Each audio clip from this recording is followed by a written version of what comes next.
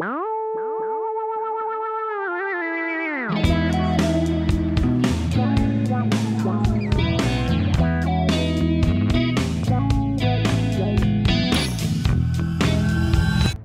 kaya mangyayari sa event?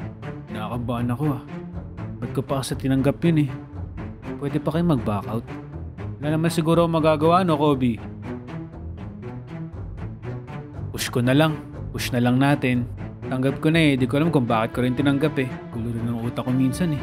Sketch na nga ako ng script. Scripted lang to syempre, no? Ano na ngayon eh. September na eh. July yung talk ko eh. So, intro lang to. Hindi laging espesyal ang araw-araw. Pero sa mata ng alaala, lahat ng sandali ay mahalaga. Kaya ginagawa ko ito para itala ang bawat simpleng ngiti, bawat tahimik na sandali, at bawat kwentong bumubuo sa buhay ko. Hey guys, dito na tayo. Nakabahan ako, nahihiya ako. Kontakin mo na si Vivo.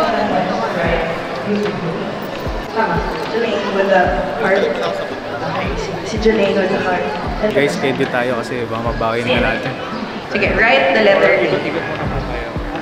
Call time niyo po po eh. Pwede siyang uppercase or lowercase. Ayun. Ayan, so usually gagawin niya, di ba? Or kaya ganyan, or kaya ganyan. So in typography, meron tayong dalawang types of the lowercase a. Ito ay single story kasi isa lang siya.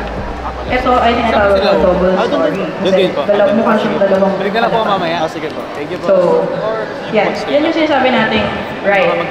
Pag ginawa natin tong calligraphy, Guys, kinakabahan ako. Guys, so mga Inglesero nga yung makakausap doon. Bahala sila, tatagalugin ko sila.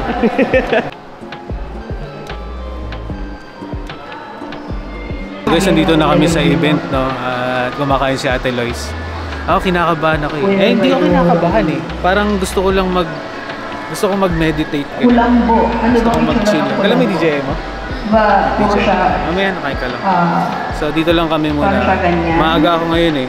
Guys, first time ko mag-totok, no? Tapos balita ako mga Inglesera daw dito eh, no?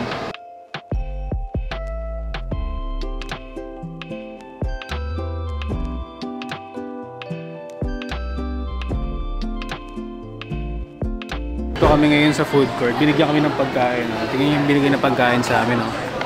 Nagsama ako guys ng tatlo, meron din sila. Thank you. Grabe naman yung siso. O di pa alam buksan kung paano. Di kasi kami kumain ng ganito eh. Maganda presentation. Maganda yung nila. Packaging. Okay guys, kain muna kami. Hindi ka introvert ngayon. Si Arkin magiging si Arkin. Pero ang lamig na. Also known as Arkin Animation. Grabe. So, ano tayo ngayon na? Pilipino tayo ngayon na. Tagalog muna. Dahil ENC student ako.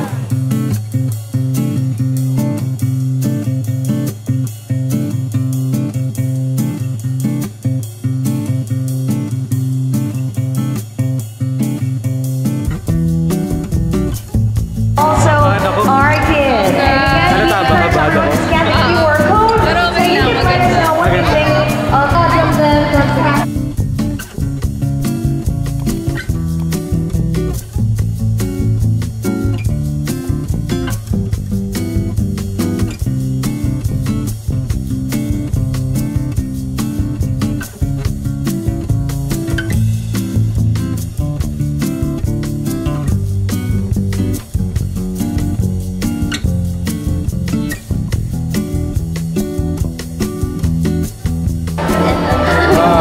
Swap kami.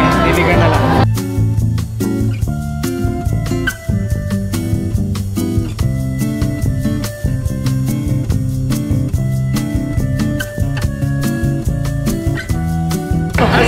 Ay, ikaw muna.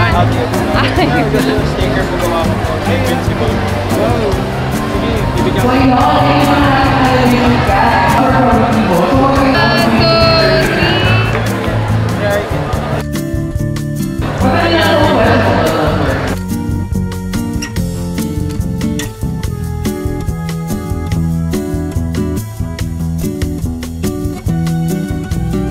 Grabe pawis ko, guys.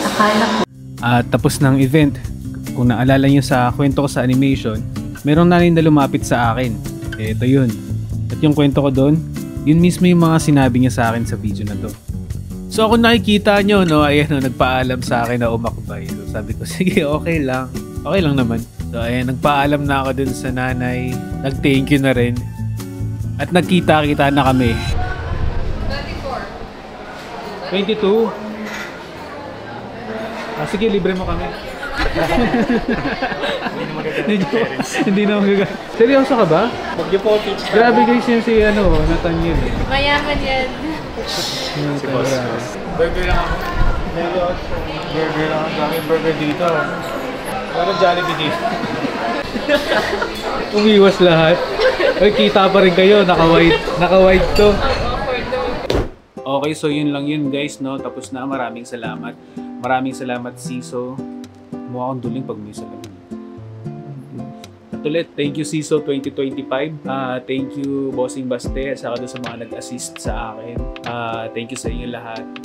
Thank you sa Mapua. Thank you sa experience. Sa napakalupit na experience. Thank you sa kaklase ko na pumunta. Long time no si Bossing. Kit, Kaisha, Bossing, Nat. At syempre, no, salamat din sa girlfriend ko kay Ate Lois Yunis. At sa dalawa kong pinsan, si Oli sa si Kiel, sa pag-video, pagsama sa akin. Tapos yung pagbuhat-buhat ng mga binigay sa akin.